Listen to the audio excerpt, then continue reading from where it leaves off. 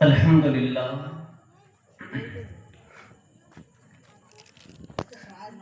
الحمد للہ نحمده ونستعینه ونستغفره ونؤمن به ونتوکل علیہ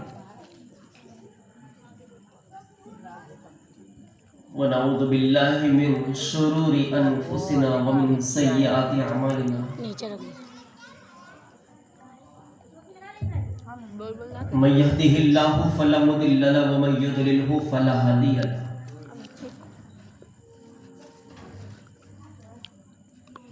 ونشهد أن لا إله إلا الله وحده لا شريك له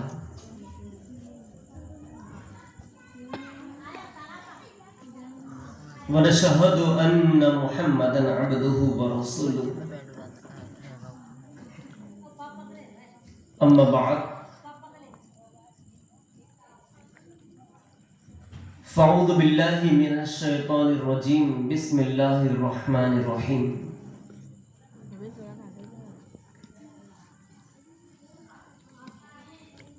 قل إن كنتم تحبون الله فاتبعوني يحببكم الله ويغفر لكم ذنوبكم والله غفور رحيم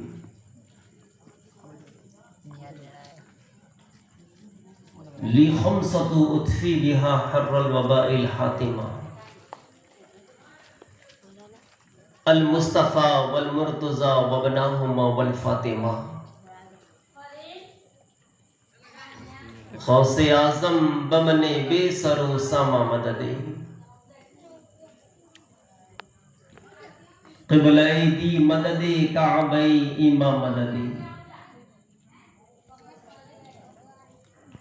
حضور آپ کا نام ہے وہ اسم اعظم کہ مٹ جاتے ہیں جن سے سب درد اور غم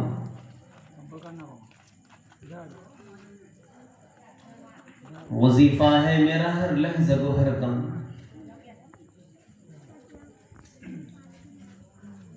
بگر دابی والا افتادہ کشتی ضعیفہ نے شکستارت و کشتی بحق خواجہ عثمان ہارونی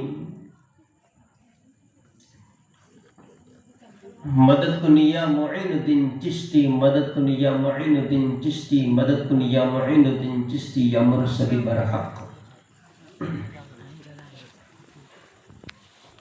سرورہ شاہ کریمہ دستگیرہ اشرفہ حرمت روح پیمبر یک نظر کن سوئے ماں اے اشرف زمانہ زمانے مدد نما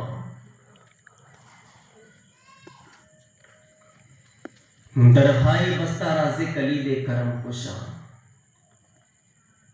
منع علینا ربنا اذ بعث محمدا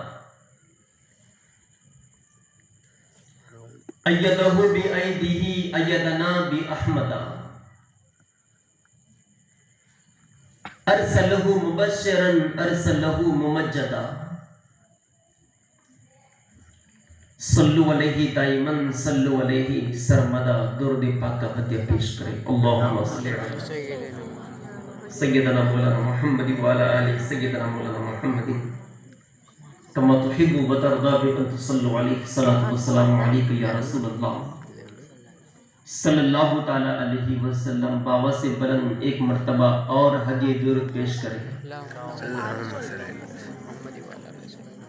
صلی اللہ علی نبی رمی والہ صلی اللہ علیہ وسلم صلاة والسلام علیکہ یا رسول اللہ الصلاة والسلام علیکہ یا حبیب اللہ صلی اللہ تعالیٰ علیہ وسلم غلامی کا ثبوت دیتے ہوئے باوا سے بلند پوری ایمانداری کے ساتھ ایک مرتبہ جھوم کر ہدیہ درود پیش کریں اللہ رب محمد صلی اللہ علیہ وسلم نحن عباد محمد صلی اللہ علیہ وسلم صلاة والسلام علیکہ یا رسول اللہ صلی اللہ تعالی علیہ وسلم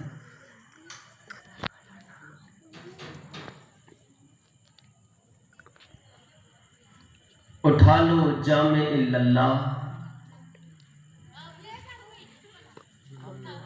اٹھا لو جامع الا اللہ،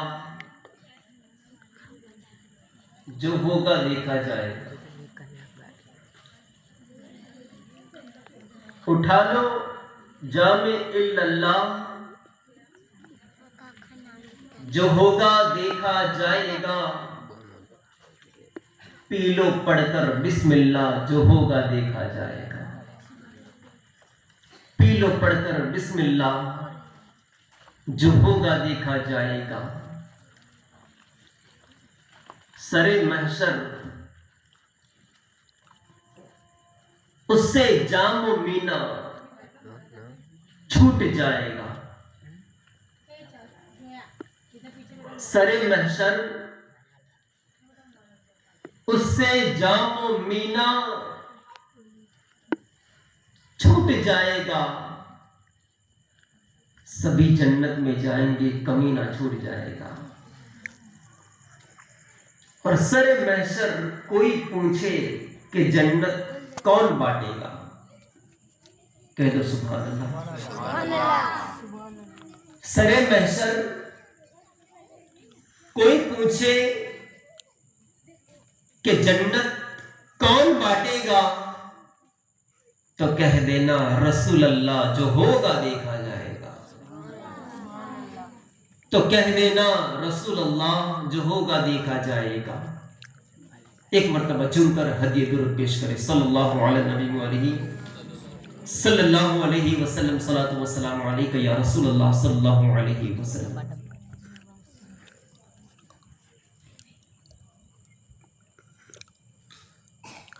یہ جو محفل ہم سجا رہے ہیں،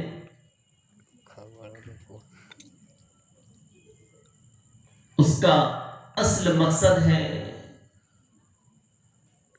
جناب حضرت سیدنا امام عالی مقام امام حسین رضی اللہ تعالی عنہ کی بارگاہ میں خراج عقیدت پیش کرنا، ایصال ثواب کرنا۔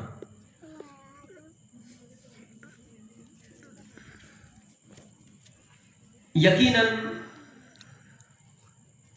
ہماری محفل کا تعلق جناب حضرت امام حسین سے ہے۔ کہہ دو سبحان اللہ، ہے نا؟ ہماری محفل کا تعلق کس سے ہے؟ جناب حضرت امام علی مقام امام حسین سے ہی ہے۔ ماشاءاللہ کئی لوگوں نے گزارش کی تھی کہ امام حسین کی باتیں کب شروع ہوگی؟ امام حسین کا مولانا تذکرہ کب چھڑیں گے؟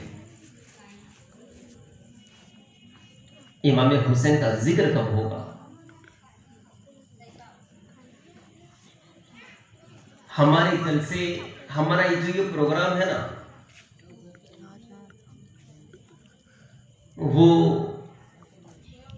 برس برس میں ہوتا ہے۔ آپ بھی جانتے ہیں، میں بھی جانتا ہوں۔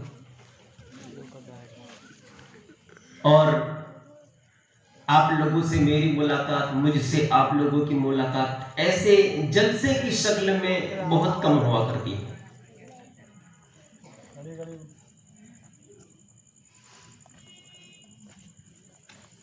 تو میں نے خیال کیا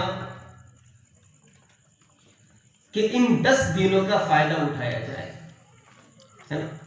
ان 10 دنوں کا فائدہ اٹھایا جائے۔ یقیناً ہمارے اس جلسے کا تعلق امام علی مقام سے ہے۔ ہم کچھ بھی پڑھیں گے، کس کا بھی ذکر کریں گے، ولیوں کا ذکر ہوگا، انبیاء کا ذکر ہوگا، جناب احمد مجتبیٰ کا ذکر ہوگا، لیکن جو محفل کا تعلق ہے نا، وہ امام علی مقام سے ہے۔ تو ہمارا جلسے کی شکل میں ہماری ملاقاتیں بہت کم ہوا کرتی ہے، اور میں نے سوچا کہ جب 10 دن الحمدللہ ہمارا یہ پروگرام ہوتا ہے، یہ محفل سجتی ہے، تو اس کا باقاعدہ فائدہ اٹھایا جائے اور ہر وہ باتیں عوام الناس کی گوش گزار کی جائے، سماعتوں کے حوالے کی جائے، جو باتیں قیمتی ہوا کرتی ہیں۔ رسول پاک صلی اللہ تعالی علیہ وسلم کی محبت کا تذکرہ، رسول پاک علیہ السلام سے عقیدت کا تذکرہ. آج کئی لوگ ایسے ہیں میرے بھائیوں، آج کئی لوگ ایسے ہیں جن کو ہمارے نبی کے نام لینے کا صحیح طریقہ پتہ نہیں ہے کہ نہیں ہے؟ پتہ؟ بولو یار،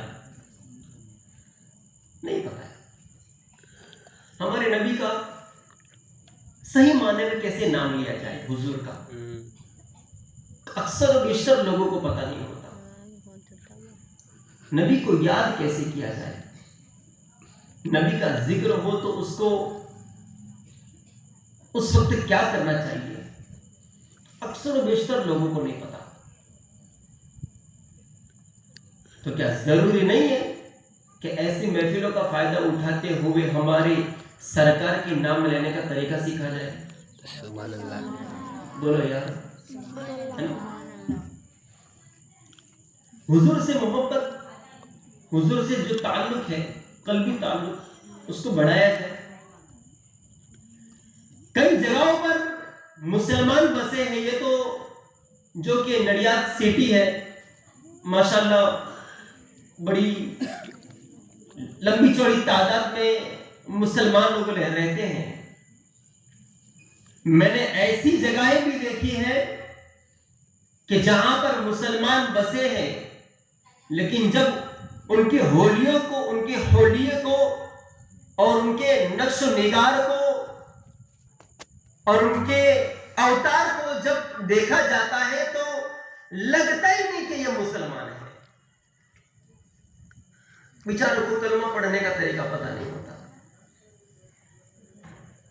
مسلمان بس اپنے آپ کو مسلمان اس طرح وہ گنتے ہیں کہ ہم مسلمان کے گھر میں پیدا ہوئے اس لیے ہم مسلمان سپاہی ہیں، بس اس کے آگے کچھ نہیں. اس کے آگے کچھ نہیں. ہم کس کی امت ہے اس کا بھی کئی لوگوں کو پتہ نہیں ہوتا.